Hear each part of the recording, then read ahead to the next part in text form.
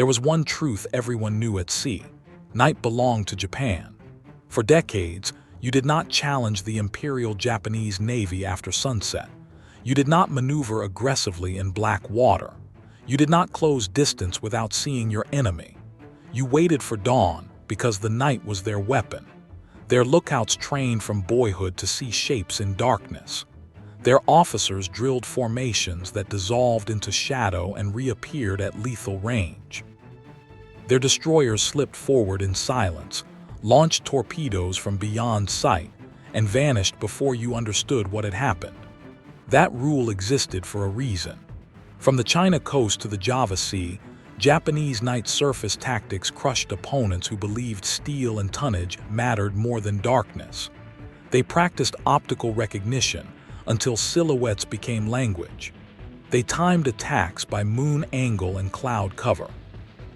They trusted the Type 93 Long Lance, a 24-inch oxygen-fueled torpedo that could run more than 20,000 meters at high speed without a visible wake. You could be dead before you ever saw the flash. And so you learned to fear the night. Allied commanders wrote it into doctrine. Convoys tightened. Destroyers held fire. Cruisers slowed. You waited for daylight because daylight meant certainty. But in 1942, certainty began to vanish. It did not vanish with a battle line or a heroic charge. It vanished with a green pulse on a screen, a thin sweep of light that did not care about darkness, a machine that saw through night, rain, and smoke, a technology that turned the rule inside out.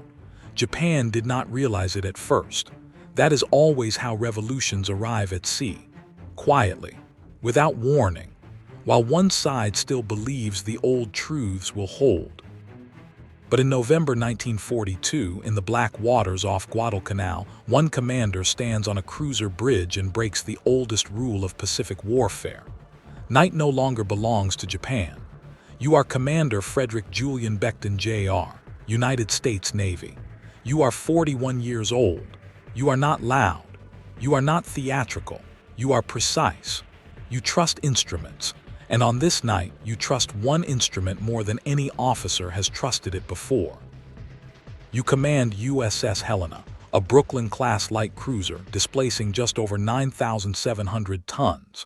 She carries 15 6-inch guns, 10 5-inch dual-purpose mounts, and radar equipment that most navies still treat as experimental. To you, it is not experimental. It is decisive. You came up in a navy that valued gunnery tables, disciplined maneuver, and measured aggression. You learned to respect Japanese torpedoes. You learned to fear their night attacks. But you also learned something else. Information wins fights before steel ever touches steel. By late 1942, the Pacific War has narrowed to a brutal choke point. Guadalcanal, Henderson Field, a single airstrip that decides whether the Allies can hold the Southern Solomons or lose the sea lanes to Australia. Every night, Japanese destroyers run the Tokyo Express, slipping reinforcements down the slot under cover of darkness. Every night, both sides probe, skirmish, retreat. The jungle eats the living. The sea swallows the dead.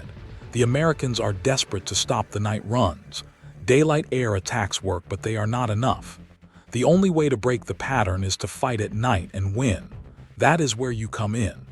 Helena carries the SG Surface Search Radar, capable of detecting ships at more than 20,000 yards. It does not rely on moonlight. It does not blink. It paints moving metal against the sea and updates every sweep. For the first time, you can see an enemy formation before the enemy knows you exist. The plan is simple and dangerous. A cruiser-destroyer force will intercept a Japanese bombardment group approaching Guadalcanal. You will not wait for visual contact. You will not close to torpedo range blind. You will use radar to open fire at long range, coordinated, concentrated, and overwhelming.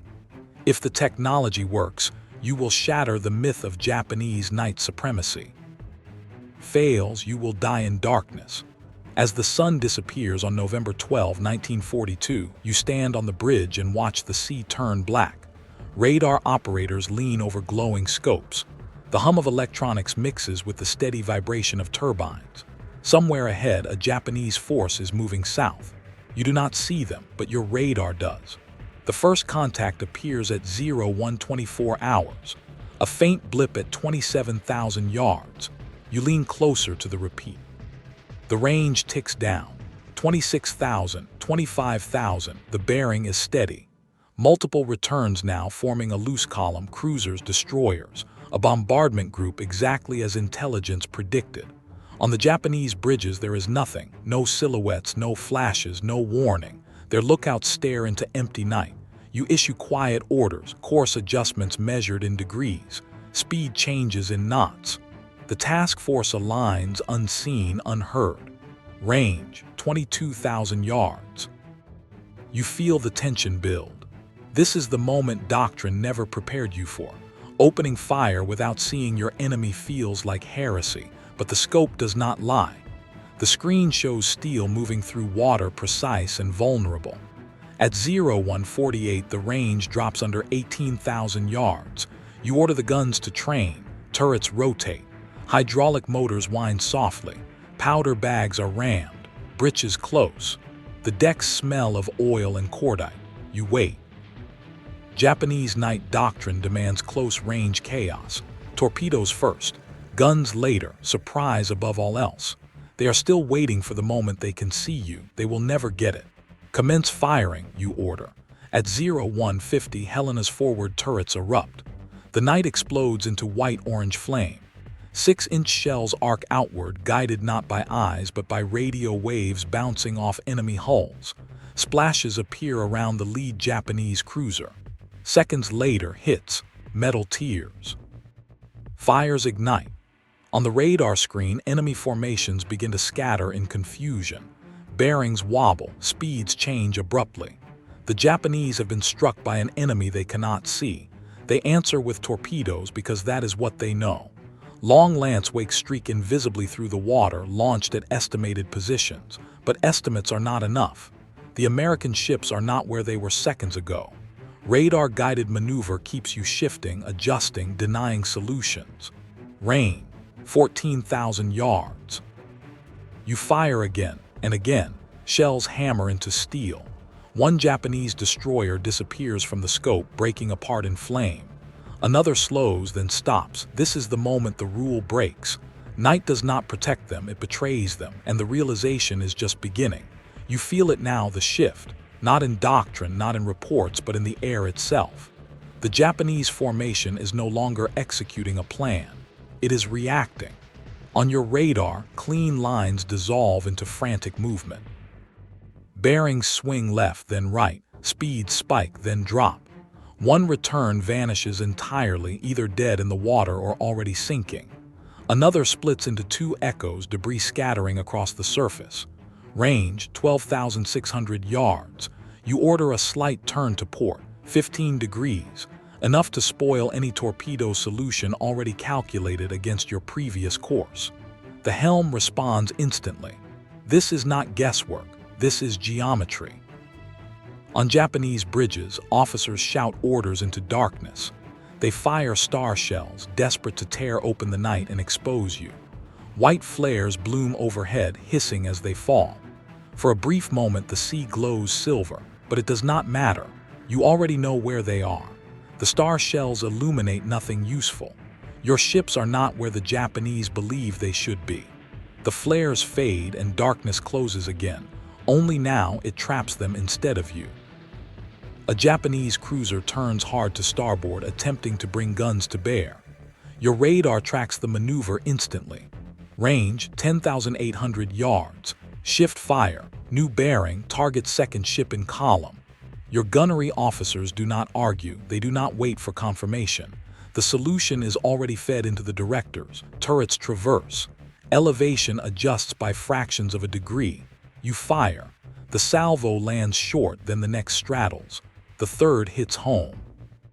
A 6-inch shell punches into the cruiser's superstructure. Another slams into the waterline. Fires erupt, fed by fuel and paint and men. The Japanese finally see muzzle flashes. Brilliant, blinding flashes tearing through the dark, But flashes do not give range, they do not give speed, they do not give course, they give fear. Long lance torpedoes streak again, dozens of them, loosed in wide spreads meant to blanket the sea.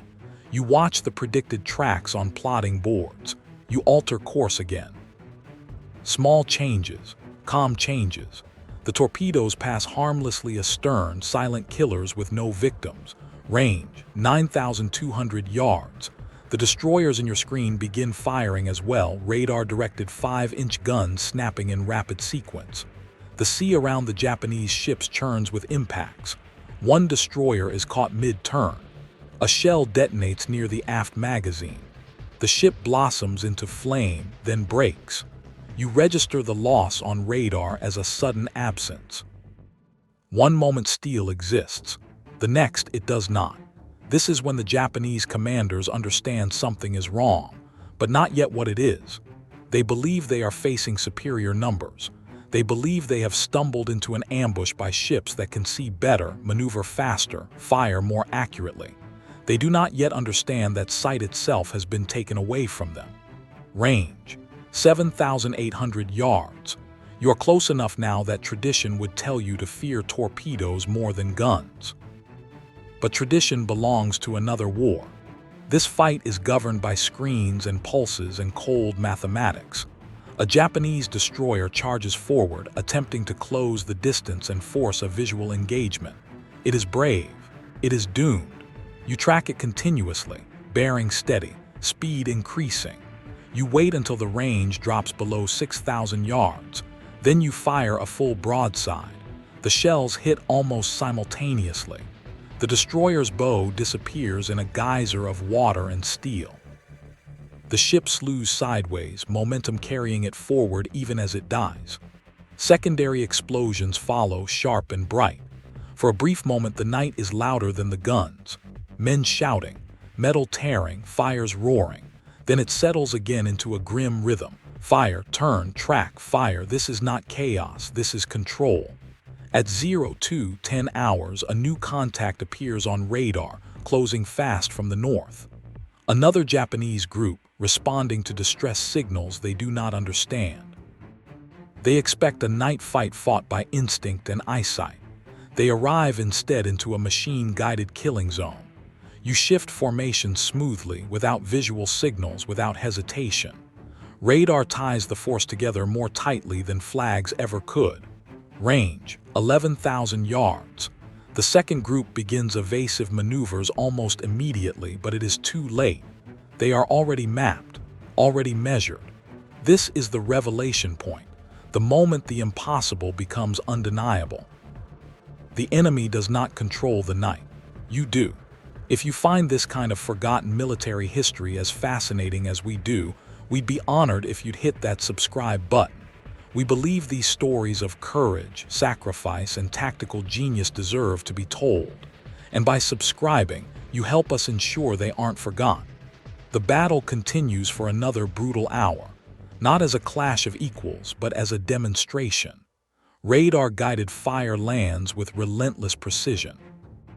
Japanese ships disengage when they can. Some do not get the chance.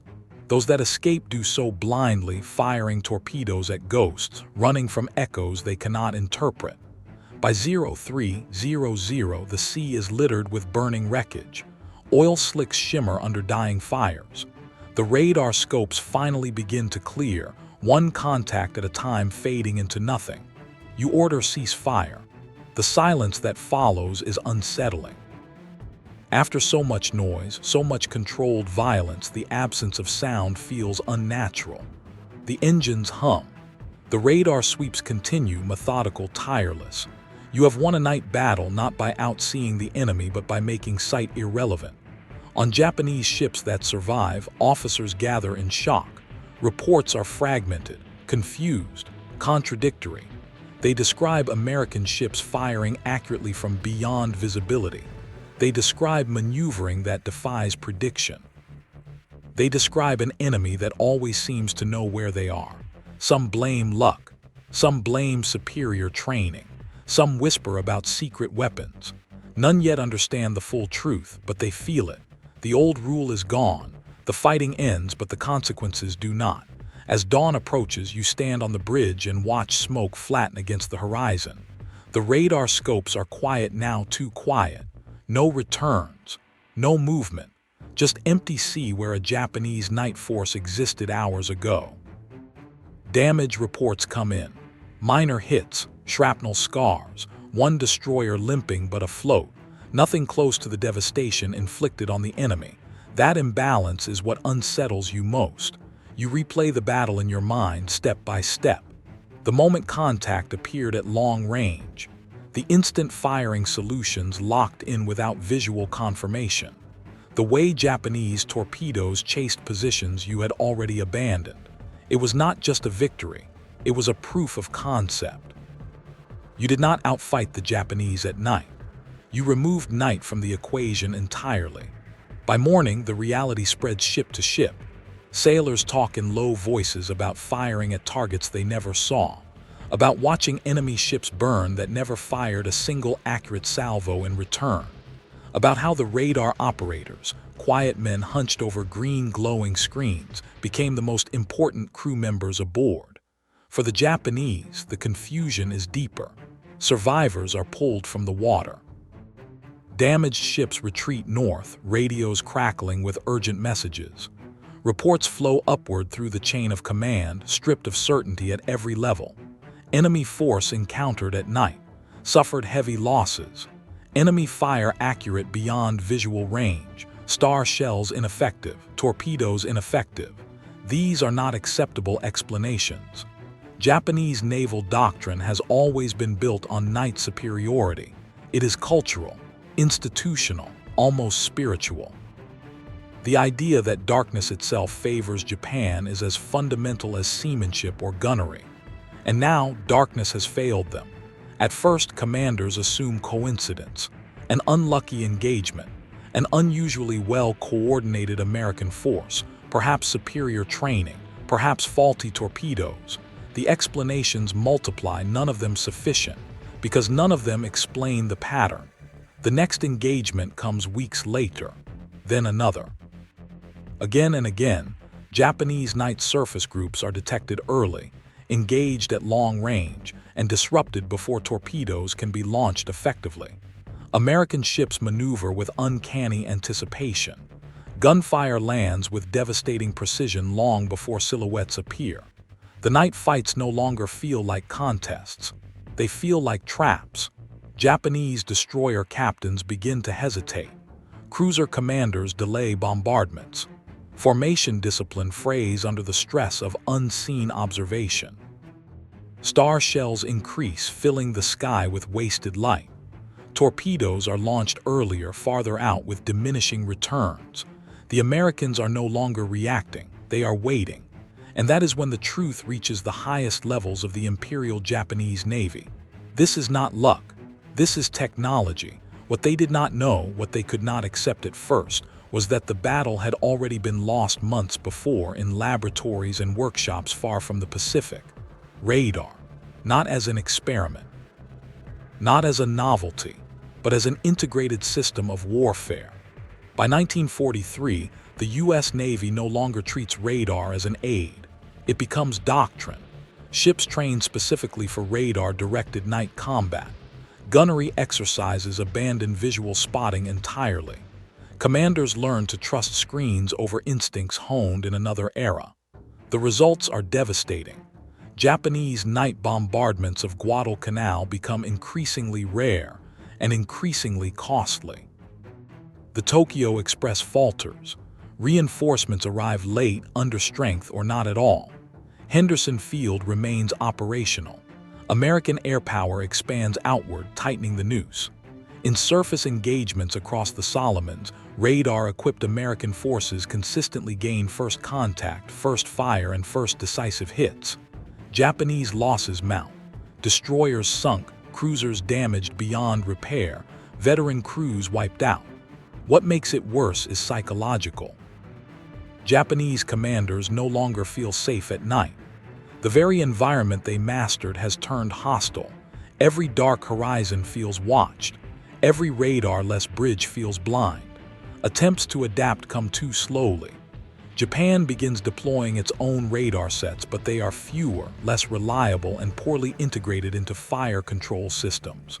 Training lags. Skepticism persists.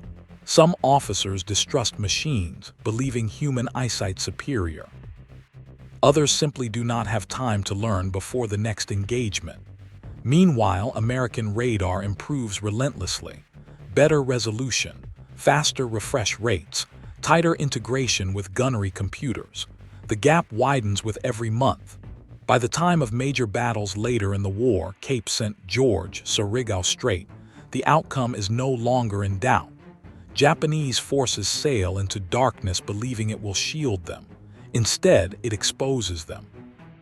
Entire formations are destroyed without ever achieving visual contact. Battles end before they truly begin. Radar-guided salvos rip through ships that never see the enemy firing. The rule that governed the Pacific for decades is not just broken, it is reversed. Night now belongs to the Americans. For you, Commander Frederick Julian Becton Jr., the war continues. You will not survive it. In July 1943, USS Helena is struck by torpedoes at the Battle of Kula Gulf. She breaks apart and sinks. You go down with your ship, one of more than 160 men lost that night. But the doctrine you helped prove survives you. The sailors who fought under your command carry the lesson forward. Radar operators become heroes without headlines. Quiet specialists whose steady hands and calm voices decide battles before guns ever fire.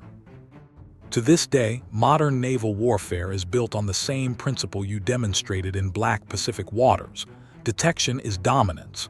The side that sees first strikes first and often wins without being seen at all.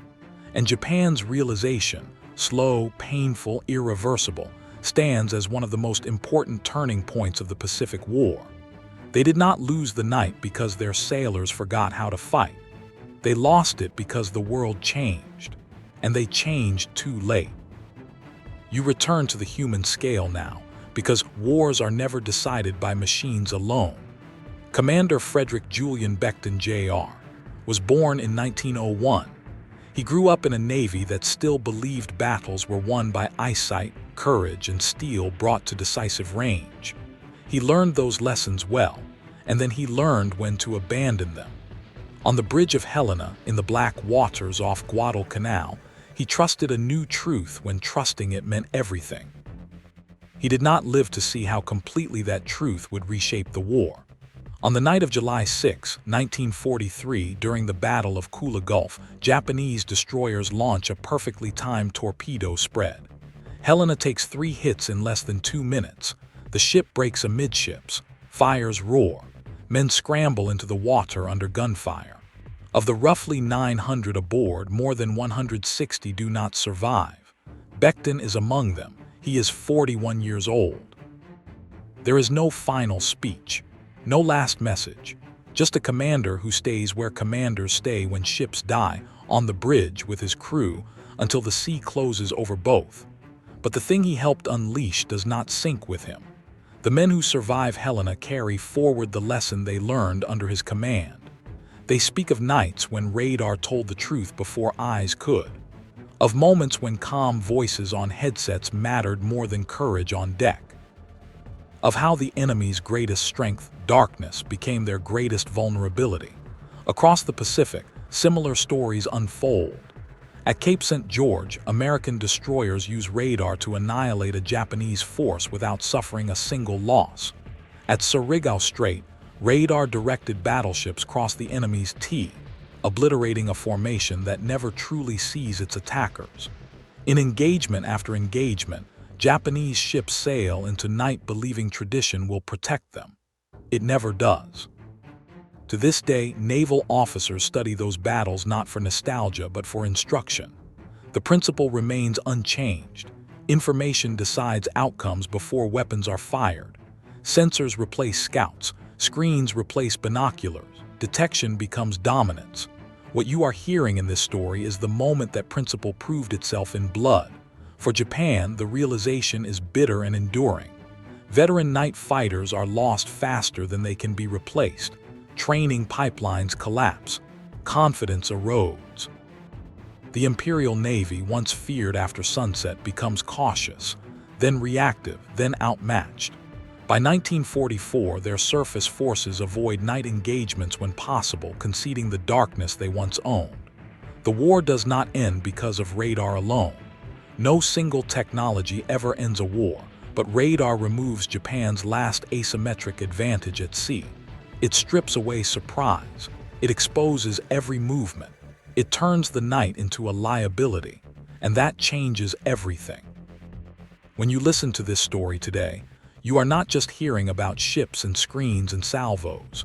You are hearing about the exact moment a world based on instinct gave way to a world governed by data. About the men who trusted machines before machines were trusted. About commanders who broke rules not out of recklessness, but out of clarity. The Pacific Night never belonged to Japan. It belonged to whoever learned how to see without eyes. If this story moved you, please hit that like button. Every click tells the algorithm this piece of history is worth remembering. We're dedicated to rescuing these forgotten stories from the archives. If you want to join us on this mission, please subscribe and turn on notifications. Where are you watching from? Drop a comment with your city or state and tell us if someone in your family served. Thank you for ensuring that Commander Frederick Julian Beckton Jr. and the 160 men of USS Helena do not disappear into silence. They deserve to be remembered.